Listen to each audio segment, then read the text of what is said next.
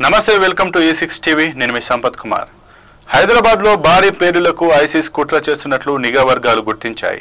NIA Telangana AP counter intelligence పోలీసులు ఈ కుట్రను భగ్నం చేసినట్లు తెలిసింది ఏపీలోని విజయనగరంలో తీగలాగితే హైదరాబాద్ లో డొంక కదులుతున్నట్లు సమాచారం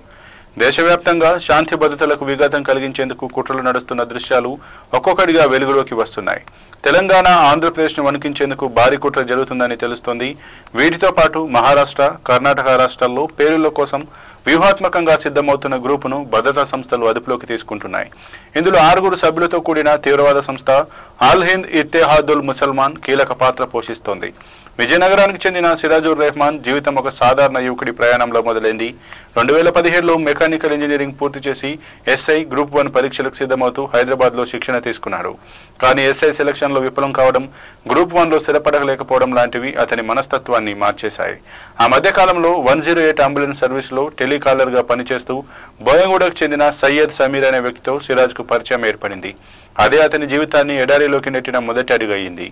సమీర్ ద్వారా వరంగల్కు చెందిన ఫర్హాన్ మొయిన్ యూపీకి చెందిన బాదర్ వంటి మిగతా తీవ్రవాదులతో పరిచయమయ్యారు సమాజంలో ముస్లింలపై జరుగుతున్న అన్యాయాల పేర్లతో చర్చలు ఆగ్రహం చివరికి తీవ్రవాద మార్గం వైపు మలుపు తీసుకున్న ఈ గ్రూపు ముంబై ఢిల్లీ వంటి నగరాల్లో గోప్యంగా సమావేశాలు నిర్వహించాయి ఒమన్లోని హైదరాబాద్ వాసి ఇమ్రాన్ అక్రమ్ మార్గదర్శకత్వంలో పేలుడు పదార్థాల కొనుగోలు వాటిని ఉపయోగించి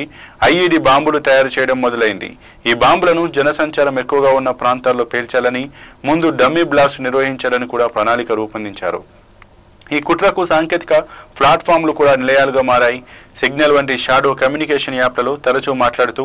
అబూ ముసబ్ అనే విదేశీ మూడ్ గార్డ్ సూచనలతో ముందుకెళ్లారు జిహాదీ చర్యల్లో భాగంగా అవసరమైతే ప్రాణత్యాగం చేయాలన్న నిబద్ధతకు సిరాజ్ సమీర్ అంగీకరించారు ఈ ఘోర కుట్ర వ్యూహం గట్టిగానే మెలిగింది కానీ కేంద్ర బలగాలు రాష్ట్ర పోలీసుల నిఘాకు చివరికి దొరికిపోయింది వీరి పక్కా కమ్యూనికేషన్ విదేశీ నిధుల ప్రవాహం ఐఈడీ తయారీ సామర్థ్యం అన్నీ కలిపి ఒక దేశ విద్రోహ కుట్రగా వెలుగులోకి వచ్చాయి ఇంకా వీరికి ఎవరెవరితో సంబంధాలు ఉన్నాయి ఈ రకమైన దేశ వ్యతిరేక చర్యలు చేయడానికి ఎలాంటి వ్యూహాలను ప్లాన్ చేశారో తెలుసుకునేందుకు పోలీసులు ప్రయత్నిస్తున్నారు